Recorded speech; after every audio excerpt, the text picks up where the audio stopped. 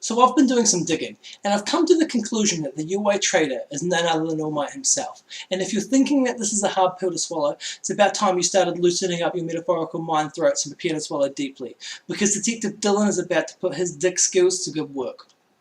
You see, All Might seems to suffer from a rare psychological disorder, aptly known as hero syndrome.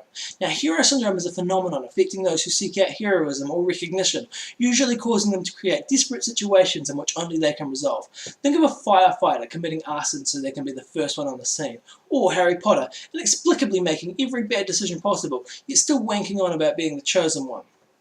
Hero syndrome is most common in civil servants, such as police officers, security guards, or in this case, superheroes, more prominently in those who are constantly looking to flaunt their bravery. And the best example of this is All Might's decision to transform himself into the symbol of peace, the very pinnacle of human bravery. You see, standard acts of heroism aren't enough for All Might. Instead of saving the day and moving on to the next task, he spends countless hours bragging about how powerful he's become any chance he gets, going as far as making regular appearances on talk shows, acting less like a hero and more so like a celebrity, much to the disdain of the world's number 2 hero, Endeavour, who although as a human being is an absolute douche canoe and is not quite so powerful as All Might, he does in fact apprehend more criminals, save more victims, and overall fulfills the role of hero to a greater degree than that of All Might.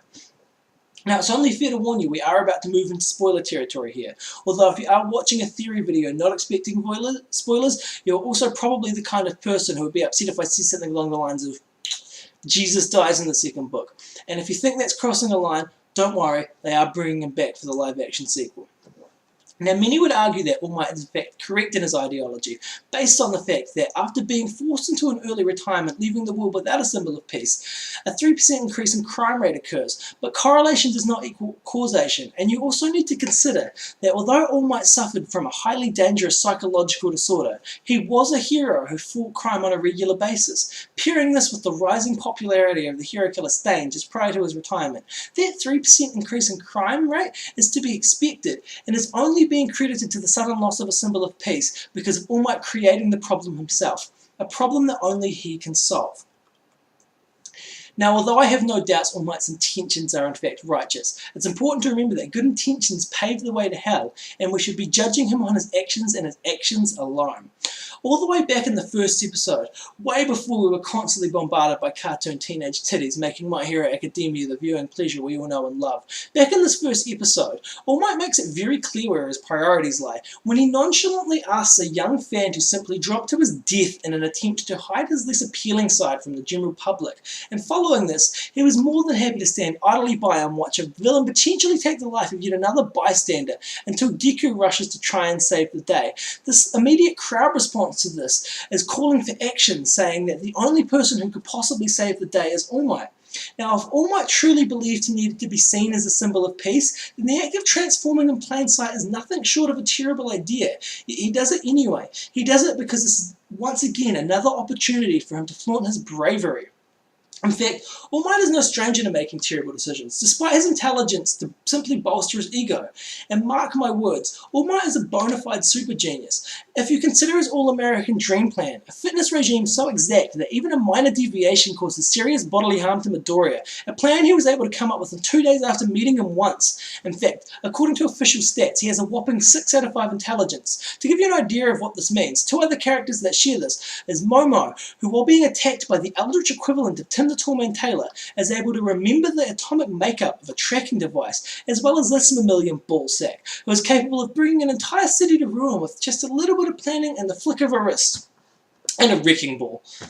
Even the idea of taking on Deku to be a successor is objectively the wrong decision. All Might tells Midoriya that he became a teacher at UA to find a suitable hero to take on the mantle of the symbol of peace. But the truth is that he already had the perfect candidate, Medio Togata, who was picked out for him by his former sidekick Night Eye, whose quirk allows him to see into the goddamn future, as well as the aforementioned principal of UA, who not only possesses the quirk of heightened intelligence, but due to his standing is the singular person who I would trust to pick out a successful hero better than anyone else. Not only that, but imagine how unstoppable combining one for all with Midio's mastery of his own quirk, permutation, would be. A quirk that allows him to not only pass through objects, but essentially allowing him to teleport short distance, at the mere expense of his clothing falling off. If your goal is to instill fear into the hearts of would-be villains, unleashing a hero that can appear behind you with his cock out for a surprise smash is the only way to go about it. Wouldn't you agree, Aoyama? I cannot stop twinkling. With these things in mind, it becomes hard to understand why he would pass on Midio and take on the pathetic Deku, who is not only quirkless but also has green hair, which as we all know is the weakest of protagonist hair colours. Hard to understand until you remember that the need for a symbol of peace is the problem that All Might had constructed, simply so he can solve it himself. And taking on Midio isn't him solving the problem, it's merely him serving as a stepping stone for Midio to solve the problem himself. No, All Might needed to train a hero from nothing, and yet again, a completely unrequired show of power.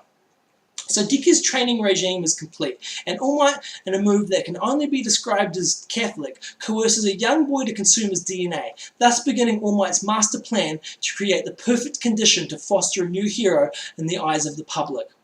Have you ever thought about how unlikely it is that the very first breach the UA has had in 3 years happens almost immediately after All Might begins his role as a teacher? In fact, this security breach, in one way or another, is undeniably caused by All Might, as no matter how you spin it, the largest contributing factor to this breach of security were the reporters who had flocked to the scene to try and interview the man of the hour himself, who inexplicably had the day off. Now, I don't claim to know a lot about the inner operating procedures of UA. In fact, I don't even know what UA stands for. Does anyone know what UA stands for? The University of Aberdeen. Is that not in Scotland? Who would have thought a Scottish university would be located in Japan of all places? Well, I guess that would explain a lot. Like the fact that the principal is a dirty, filthy animal.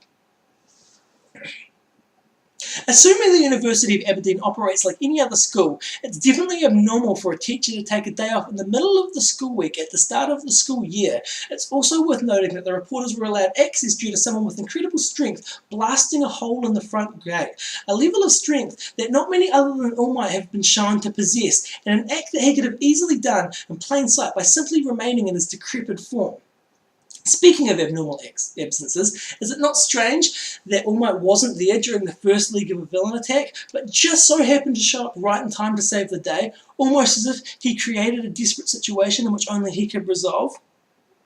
In fact, he wasn't there for the second leg of villain attack either, although he did in fact waste no time in offering a completely unasked and strangely personal alibi for his absence. Obviously, All Might didn't need to break into the school to gain private information, but given his superior intellect, it's not hard to imagine he would have predicted the assumption of a UA traitor, doing this to absolve himself of any and all suspicion, all the while anonymously feeding just enough information to Captain Handjob himself, Tomoro Shigaraki, just enough information to ensure that Deku was regularly bombarded by onslaught of onslaught at the hand of the League of Villains to shape him into the solution to the problem that he himself has created, the symbol of peace. In the interest of time, I have to cut this short, but before I do, I want to bring up one last thing. That Horikoshi, the My Hero Academia writer himself, has mentioned that not only does he know how the series will end, but the fact that All Might's future will be a fairly sad affair. Many would assume this is referring to All Might's foreseen gruesome death as told to him by his former sidekick. But, as we have already been told this is no longer a sad fate, more so an inevitable one.